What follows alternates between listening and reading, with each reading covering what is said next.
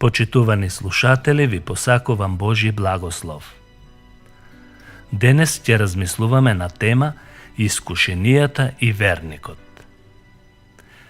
Ние како христијани имаме духовен непријател – сатаната.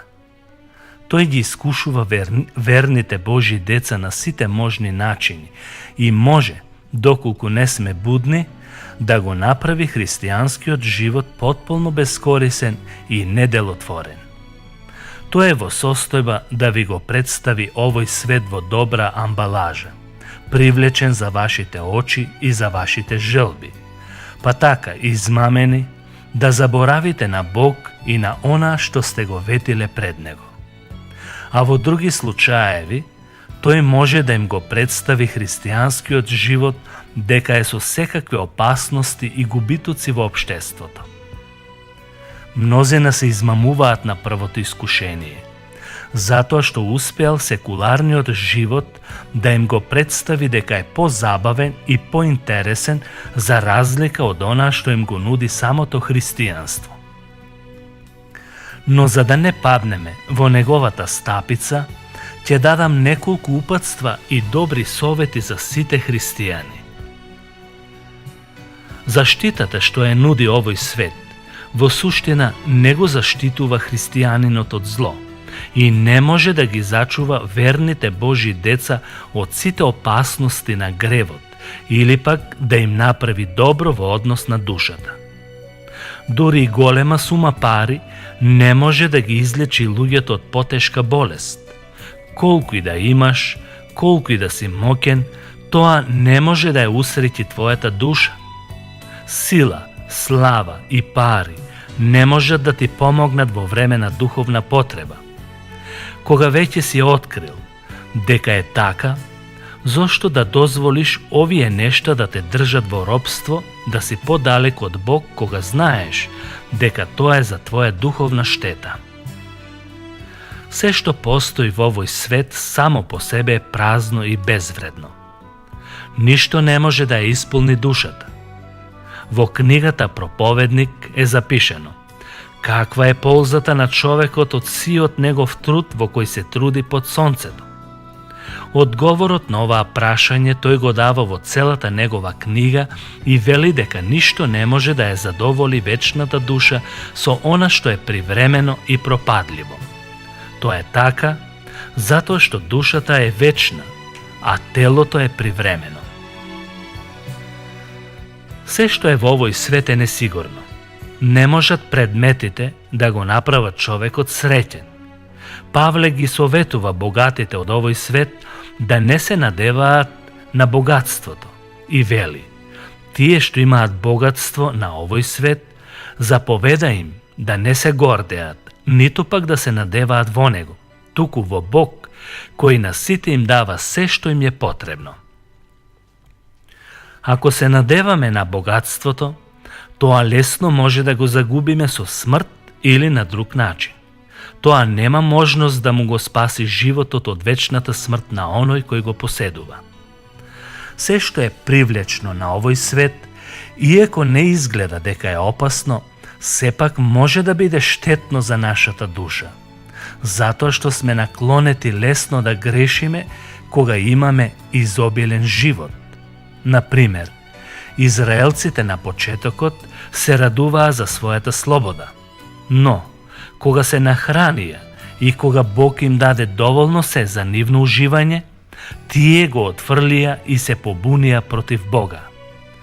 Тоа е таа опасност кога ќе бидеш во се задоволен од овој свет и кога како грешник ќе почнеш да се одвраќаш од Бог. Тоа не мора да биде класично бегство од Бог, туку отфрлање на Божите вредности во замена за се што е грешно во овој свет. Библијата учи дека верните Божи деца треба да ги држат вечните вредности и да се стремат кон нив со цела душа и со цело срце. Луѓето во Стариот Завет копнеа со вера во Бог за вечната и подобра татковина, небото. Тие ја посакуваа небесната земја и не се надеваа на атрактивноста и на она што може да го постигнат во овој свет. На ист начин, такви треба да бидат и денешните христијани, доколку сакаат да му угодат на Бог, кој ги љуби. Тогаш ќе имаат радост, мир и ќе ја очекуваат својата небесна круна на праведноста. Вистинската среќа не се наоѓа во овој свет. Таа зависи само од Бог и од ништо друго. Да го познаваш Бог е најдобрата привилегија што ја имаш во овој живот. Таа привилегија не е заменлива со ништо. Да бидеш среќен на оваа земја е најдрагоцениот подарок од Бог. Иако живееме во долината на солзите, пак можеме да уживаме во среќа со Бог преку Духот, преку Светиот Дух, со кој сме запечатени за денот на откупувањето. Среќата на верните Божји деца е од духовна природа, бидејќи Бог им даде вечен живот и им ги прости сите гревови. Човечката душа и секој човек е многу повреден од вредностите на овој свет. Кога верните Божји деца ги сакаат повеќе предметите, тоа значи дека не се вреднуваат доволно самите себе. Човекот е создаден за многу повредни корисни работи, а не за она што е милливо. Секој човек е создаден да има комуникација со Бог и да го запознае како негов татко, да се радуваат со него и да ја очекуваат вечноста, вечниот живот, Божјото царство. Затоа, верните Божји деца не треба да потпаѓаат на искушението дека земната среќа е поважна од небесната. Сатаната сака да ги исплаши верните Божји деца дека, ако му се предадат целосно на Бог, ќе имаат неволи и постојано ќе бидат искушувани и несреќни. Таа негова тактика е со цел да ја уплаши нивната совест, дека служењето на Бог е ризик за тебе, за семејството, па дури и за децата. Не паѓај на тоа искушение. Какво и да е искушението, треба да се има предвид дека ништо не може да му наштети на верникот кога е во Божјата близина, кога гревот му е простен и се радува во Светиот Дух имајќи мирна совест. Затоа треба да внимаваме повеќе на она што го чувме, за да не отпловиме во погрешен правец. Зашто ако зборот, изговорен преку ангелите, се покажат цврст, и ако секој престап и секоја непослушност прими праведна отплата, како ќе избегаме ние ако занемариме толкаво големо спасение кое почна Господовото проповедање, ако е потврдено на нас од оние кои го чуле, откако Бог го посведочи со знаци, со чуда, со разни сили и со раздавање на Светиот Дух според својата волја, пишува апостол Павле во писмото до евреите 2 глава, од 1 до 4 стих. Искушението сепак не е грев, но може да вовлече во грев. Например, рибарот употребува црв како мамет за фаќање риба.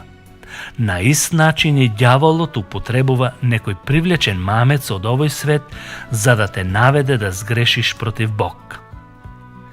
Библиски примери. Кога ѓаволот го искушуваше Христос, тој му ги понуди сите царства на овој свет како мамец, а потоа ѓаволот го одведе на многу висока планина и му ги покажа сите царства на светот и нивната слава и му рече: сето тоа ќе ти го дадам тебе, ако паднеш ничком и ми се поклониш. Меѓутоа, Исус го отврли ова искушение со зборовите: напишано е. Друг пример. Една слугинка на многу ефикасен начин го искуша Петар да се откаже од својот Господ. А Петар седеше надвор во дворот и ете дојде една слугинка кај него и му рече: и ти беше со галилеецот Исус. А тој се одрече пред сите и рече: не знам зашто зборуваш. И како трето, светот и се што постои во него, вклучувајќи ги сопствените страсти и желби, се постоен извор на искушение за тебе и за мене. И затоа, ниту еден кога е искушуван да не каже Бог ме искушува. Бог не се искушува од зло и тој никого не искушува, туку секого го искушува неговата собствена страст, која го влече и мами. Потоа, страста зачнува и раѓа грев, а кога гревот ќе се развие и изврши, раѓа смрт. Затоа, во името Господово, ние со апостол Павле ќе кажеме: но во се ова победуваме надмокно преку оној кој не возлюби. Божи благослов, почитувани слушатели. Амен.